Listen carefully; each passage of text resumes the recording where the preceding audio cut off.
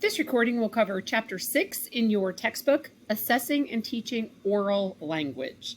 So here are all the learning outcomes, describing the components of language, including the main areas of language delays, as well as how they manifest or how they show themselves in the development of content, form, and use of language. We'll talk about those things. Identify guidelines for teaching oral language, content, form, and use. Detail some strategies and considerations when teaching culturally and linguistically diverse learners. Explain practices teachers can use to work with families. And then, of course, coming back to how we can do this in an MTS squared, remember that's what I call it, or RTI system. All right, so some components of language. So language itself is the foundation for learning, right? It's how we communicate. It's how we pass along information. It's how we have conversations, all of those things. Language is very, very, very important, obviously. So there is some guidance now for integrating the language development, in the Common Core state standards or the South Carolina College and Career Readiness Standards. So there are really, and this surprised me, to be honest, there are language goals for second all the way up through 12th grade. So even as our students get older, we still want them working on language goals and language skills, of course, at a much higher rate or a much higher level, I guess, than what they would be in like second grade. But I really had no idea that there were language goals all the way up until 12th grade. So use knowledge of language and its conventions when writing, speaking, reading, or listening. All right, so we're going to talk about language instruction focused on these components of language: content, form, and use. And we will talk about those and what they all mean. But here's just a quick summary of language goals. And this one lists, all the way up through grade 7. So if you start here looking at grade 2, compare formal and informal use of English. Then we're going to go all the way up to conventions of spoken and written standard English, convey ideas precisely, thinking about especially grade 4 when the content of the content areas get a little more in depth, they get a little more confusing in some cases. So we really want to make sure our students can convey ideas precisely in science or social studies or in, my favorite, math, right? Think about how important language is in math. Okay, so then thinking about how we can expand, combine, reduce sentences for meaning, to make sentences more clear and more easily understood by all, I'll just say listeners, even though we know we're not always listening to English. Vary sentence patterns, but maintain consistency in style and tone. And then grade 7, choose language that expresses ideas, again, precisely, consistently, and then recognize and eliminate wordiness and redundancy. I probably could still work on this eliminating wordiness. Thank you very much. All right, so the content of language instruction. So the content is semantics, right? It's those ideas or concepts we communicate. What are we trying to convey? What are we talking about? That is our semantics, all right? Content. Form is really breaking it down and looking at the structure and the sound of language. And this is divided into 3 parts. If you've taken some of our other, reading or ELA courses, you probably are already familiar with some of these terms. So this is just kind of, will most likely be a refresher for some of you or most of you. So phonology is rules for combining and patterning phonemes, right? Those smallest units of sounds. And in the English language, there are 45. So we only have 26 letters, right? But we have 45 sounds. So think about how hard that would be for a student for whom English is not their first language. So not only are they trying to learn the letters and the structure of English, but then, guess what? There's 45 sounds, even though we only have 26 letters. I know. So a little confusing. So then we have morphology, right? So that was phonology. Now we have morphology, which is the rule system governing word forms. Okay, and so morphemes are the smallest units of language that convey meaning, where phonemes are the smallest units of sound. Morphemes are the smallest units of language that convey meaning. So think about the word boy, right? We know what a boy is. Okay, we can picture a boy. Then what happens if we add an S? And then the word is boys. That is completely different than boy, right? So we have, the word boy means, just put this in here, boy, and then we have boys, or girl and girls, dog, dogs, right? That convey, just adding that little s changes the meaning of the word. So thinking about, root words and affixes. I've heard it pronounced both ways. I think I tend to say affix. I might be wrong. It's known to happen before. But right, just that little tiny letter changes the meaning of that word boy. Okay, and then we also want to think about syntax. So we have phonology, morphology, and syntax. So syntax is the order of words and sentences, rules for ordering words. So if I said, thinking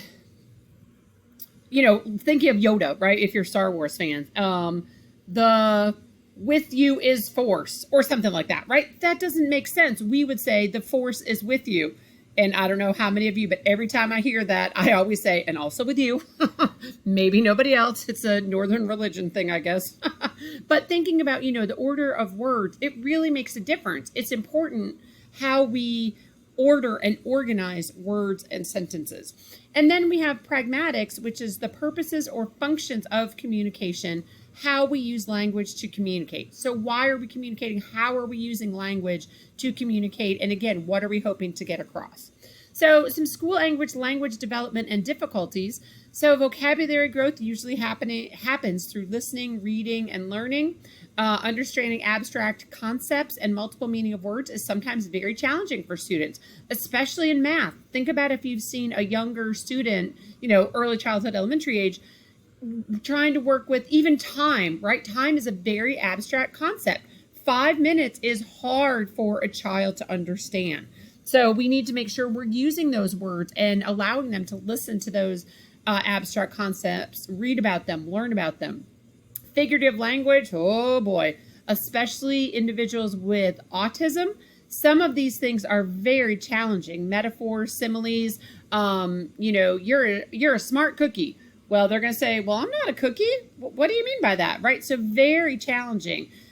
For some of your more typical children, some of those idioms and metaphors and similes might be a little easier to understand. But for some of your students who struggle, again, with autism, with language disabilities or difficulties, with learning disabilities, they might have a really hard time with that. Zip your lips, right? They're going to try to look for a zipper on their lips, okay? So then there's also difficulties with form. Form, as we go along, the sentence structure gets increasingly more complex, right? We talked about that a few minutes ago. There's more inflectional endings, irregular verbs, that word again, expanded use, variety of perspectives, right? Especially as our students are getting older, they're reading literature that might be from a different perspective, a different point of view. And so some of these students, our students with language problems, they might have a small vocabulary coming in. Maybe they're not read to a lot at home, or maybe they weren't when they were very young children.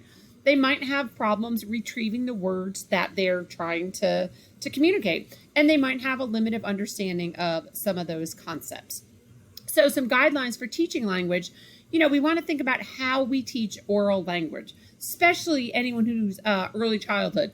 Language is so important, at all ages, but especially with that group, talking purposefully, but talking and using a lot of details and saying, who I was with, trying to think, who was I with that had, my friend, they have a 2-year-old.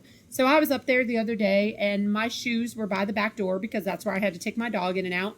And so I was getting ready to leave and I said, Mac, could you get my blue shoes, please?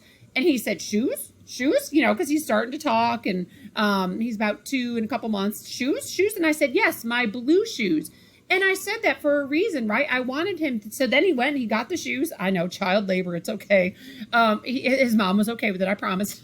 So he came back with the shoes and he said, blue shoes. And I said, yes, those are my blue shoes. So just elaborating, instead of just saying, my shoes, I made a point to say my blue shoes. So then when he brought them back to me, he said, blue shoes? Yep, you're exactly right. So using stuff like that, especially with the younger students, and especially with your students who might struggle, teaching them to follow a sequence of normal language development, teach comprehension, use conversations, right? Have conversations with them, not just yes, no questions, give them some open-ended, especially in math. And I know I keep going back to math, but it is it's my girl. Math is my friend.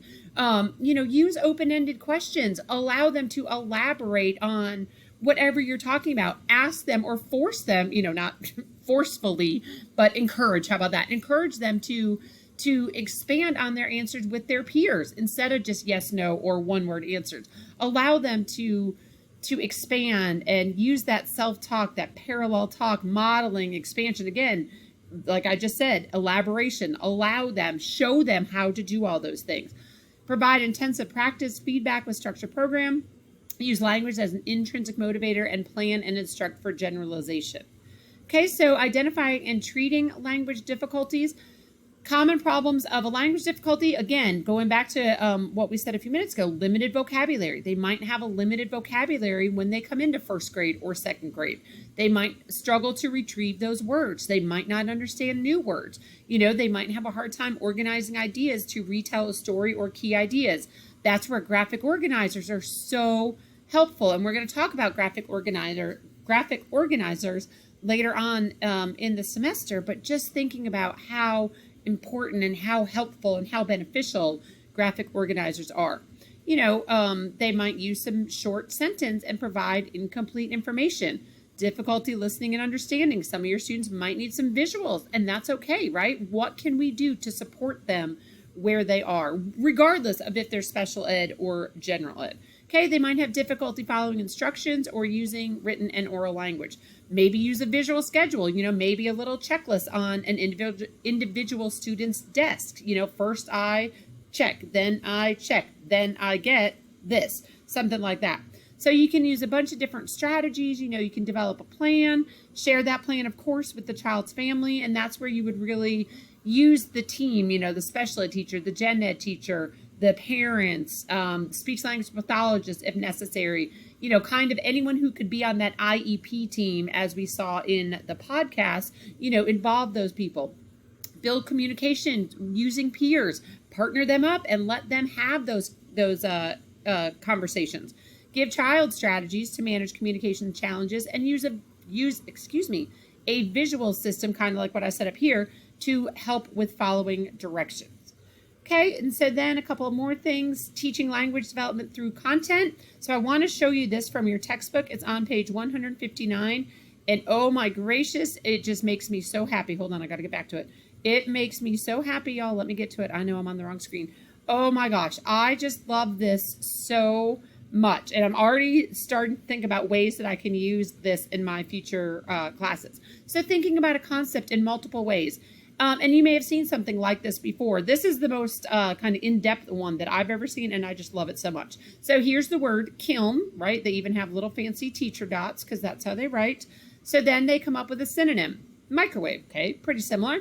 Here's an antonym, freezer. Okay, then definition, oven or furnace for hardening or drying something.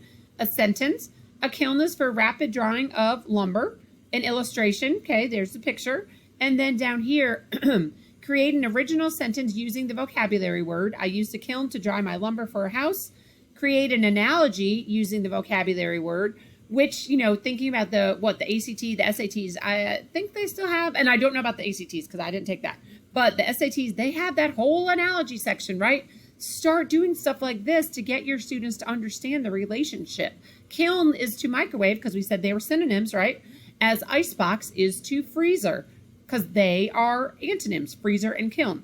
Okay, and then where might you hear this word? You might find this in a glass blower shop. So thinking about words and new concepts and using something like this, I think would be so exciting. We're going to talk more about some strategies for vocabulary in later chapters, but this one, goes with this chapter, and I just really loved it so much. All right, so I'm almost out of time on this part. So teach students to do the following: classify and categorize words. Again, graphic semantic mapping, graphic organizers. You'd use word association clues. I always pick the hardest words. Use sound semantic or multiple choice clues to assist to assist recall. Going back up here because I skipped it. Explicitly teach new vocabulary and then increase elaboration. Okay, that's it for part 1. Come back for part 2.